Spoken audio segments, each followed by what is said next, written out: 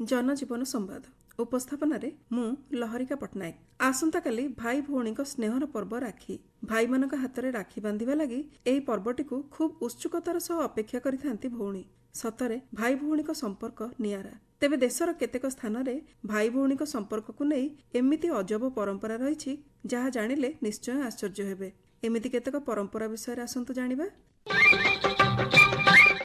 भाईर सुख समृद्धि कामना करिबारे भौणी सबुठारु आगरे थाए, किंतु छत्तीसगढ़ रे एपरि एक संप्रदाय बास करती जेउठी भौणी माने भाई मानकु मृत्युर अभिशाप दियंती।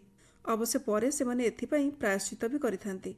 छत्तीसगढ़ जशपुर जिल्ला रे रहुतिबा एही संप्रदाय रे भौणी माने भाई दूज दिन सकाळु उठिबा मात्रे भाई मानकु अभिशाप देबा आरंभ करती। परे एहार प्रायश्चित करिबा पई निज जीभकु कामुडी दियंती एवं पुणी भाई मानक मथारे तिलक लगाई सेमानकर दीर्घायु पई प्रार्थना करती। वर्ष वर्ष धरि चली आसीथिबा एही परंपरा पछरे थिबा रोचक कहानी अनुसारे थरे जमराज एपरि जणे व्यक्तिंकु नेबा लागि पृथ्वीकु आसिले जाहांकु तांका भौणी केबे अभिशाप देई नथिबे। खोजी खोजी शेषरे तांकु सेपरि जणे व्यक्ति मिलिगले। हेले उक्त व्यक्तिंक भौणी एकथा जानिबा मात्रे बिना कारणरे तुरंत भाई को गालीमंद करबा सह अभिशाप देइथिले। फलरे जमराज आउ तांको प्राण नेई पारिले नाही। सेबेठारु भौणी माने भाईर दीर्घायु पई तांको अभिशाप देबार परंपरा चली आसीछि। गुजरातर पाटन जिला अंतर्गत गोधाना ग्राम रे भाद्रव शुक्ल त्रयोदशी तिथि भौणी माने भाई को रक्षाबंधन करिथांती। ग्रामवासी मतरे प्राय 700 वर्ष हेब एही परंपरा प्रचलित।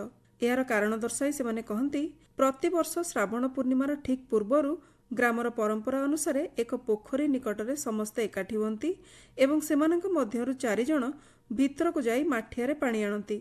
700 वर्ष तले एही परंपरा पालन समय पोखरी भितरकु जाइथिबा 4 जण युवक केउठी हजिगले। ग्रामवासी जेते खोजिले कि जेते अपेक्षा कले भी सेमानकर किछि खोज खबर मिलिला नाही।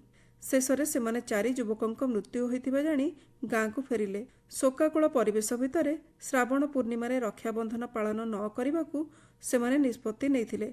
गोधाना ग्रामवासी स्थानीय गोधानास दादांकू खूब मानती। यार किछि दिन परे गाँर मुखींकू दादा स्वप्नादेश कले काली सकाळू समस्त ग्रामवासी अबीर खेली ढोल बजाई गाँ पोखरी पाखरे पहुंचीबे। ग्रामवासी एपरि करिबा सह पोखरी पाखरे जाई देखंती तो 4 युवक पानीरू बाहरी आछुंती। से दिन भाद्रव शुक्ल त्रयोदशी थिला, तेणु गाँर विवाहित एवं अविवाहित झियो समस्ते सेबेठारु सेही तिथिरे भाई मानकू राखी बांधिबा आरंभ करथिले। भारतर केतेक अंचल रे राखी पूर्णिमा दिन सोना पूजन आयोजन करा जाए। एही सोना पूजन श्रवण कुमार उद्देश्य करा जाइथाए बोली कथा रही। केतेक स्थान रे सकाळ समय सोना पूजन परे ही भाई मानकू राखी बांधि थांती।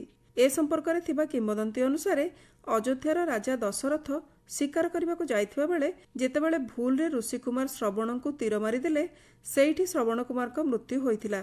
एही घटना रे दशरथ खूब दुखित होइथिले। से निज भूल पई क्षमा मागी श्रवण कुमार पितामातांकू ए अघटन संपर्क रे जणाइले। हेले पुत्रर मृत्यु खबर सुनी से 2 जनकर मध्य मृत्यु हो जाइथिला।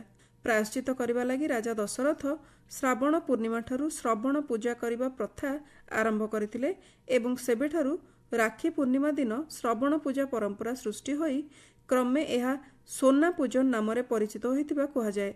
एही पूजारे कांथरे सोना बा श्रवण कुमार चित्र आंकी विधि अनुसार पूजा करा जाए एवं तांकू राखी भी अर्पण करा जाइथाए। उत्तर प्रदेश रे एपरि 2टी ग्राम अछि जेउठारे राखी बांधिबा मना। गाजियाबादर मुरादनगर अंतर्गत सुराना सुठारी ग्राम रे रहउतिबा छाबड़िया गोत्रर लोकमाने रक्षाबंधन पर्व पालन करती नाही। एठारे पृथ्वीराज चौहान का परिवार वर्ग रहउतिबा ग्रामवासी कहती। इतिहास अनुसार प्राय 11 शताब्दी रे पृथ्वीराज चौहान का परिवार छत्र सिंह राणा हिंडन नदी कूलरे एही ग्राम प्रतिष्ठा करथिले। छत्र सिंह का पुओ सूरजमल राणांकर 2 पुओ थिले, विजय सिंह राणा एवं सोहरण सिंह राणा। मोहम्मद घोरी जेतेबेले जानिबाकू पाइले जे सोहनगढ़ पृथ्वीराज को परिवार लोक रहुचंती से रक्षाबंधन दिन ही एठारे आक्रमण करथिले। सेतेबेले गाँर एकमात्र जीवित व्यक्ति थिले राजवती। से निज 2 पुओंक सह बाप घर को जाइथिबारु बर्ती जाइथिले।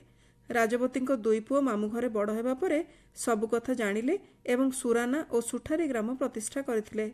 एही मर्मन्तुद घटना पई एठारे रक्षाबंधन पर्व पालन करा जाय नाही।